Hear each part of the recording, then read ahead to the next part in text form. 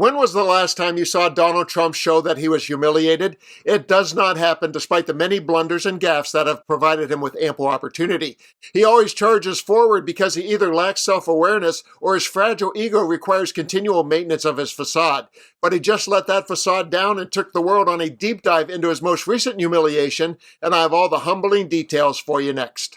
This morning, I woke up to a couple of Trump-related stories that caught my eye, and I was torn between this humiliation story and a narrative that could nicely fit into a headline that says something like, "Creepy Don Strikes Again." And then I realized that I don't have to deprive you of any of the tragic tales that Trump has delivered to today's news. So let's first explore Don being creepy, and then I'll show you Don feeling embarrassed. Trump's creepiness is well known. He's been found guilty of sexual assault. He has bragged about going backstage at his own beauty pageants to watch women in states of undress, and of course he was Jeffrey Epstein's best friend. But his creepiness seems to peak with blonde women, and in the last 24 hours, Creepy Don has come out twice.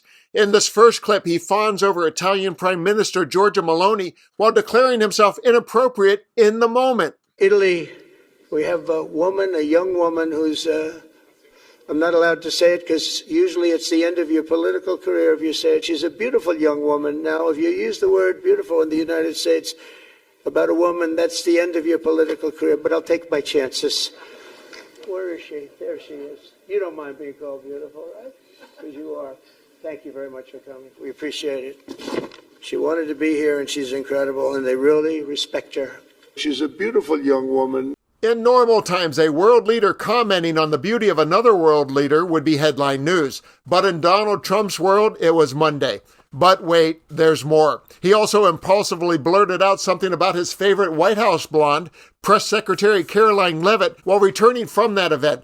Prepare for cringe as he hyper-focuses on a staff member's body part, something that Biden, Bush, and Obama somehow never spoke of, to the press corps. How's Caroline doing? Is she doing good? How you doing? Should Caroline be replaced? Huh? That's up to you, sir. It'll never happen. Nobody wants to stick up for me? Look, Great job.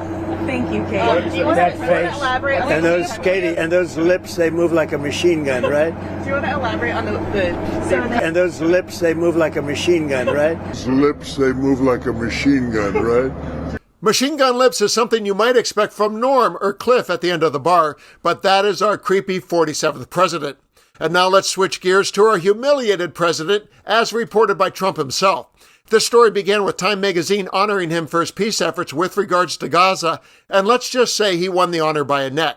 And that was not lost on our dear leader who posted, Time magazine wrote a relatively good story about me, but the picture may be the worst of all time. They disappeared my hair and then had something floating on top of my head that looked like a floating crown, but an extremely small one. Really weird. I never like taking pictures from underneath angles, but this is a super bad picture and deserves to be called out. What are they doing and why?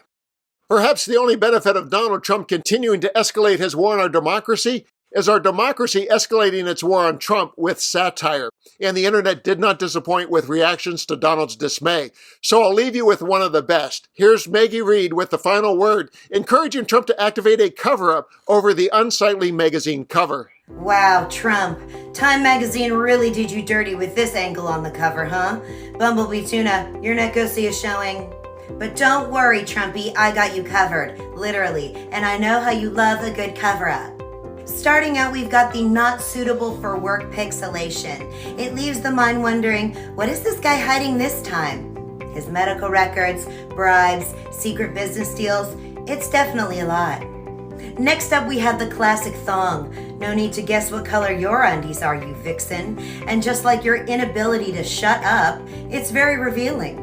Now, if you want to give your Nekosi a more masculine edge, I say go with the zipper. It says, I grab democracy by the Constitution, even if I have to unzip it first. Feeling romantic? Stick a rose in it. Nothing says dictator love like a little fascist floral fashion. What a pretty flower. And if you'd rather go incognito, throw in a disguise. Nothing suspicious about this guy, except everything. But if you're feeling bold, I say show off that kitten, but don't underestimate accessories. Like a curtain to cover your meat curtain. And just like the government, you can keep it open or closed. It's up to you. Or go all natural and show off that bush, because just like your entire administration, it's overgrown and messy. Feeling edgy? Get a piercing. Prove that you can puncture more than the truth.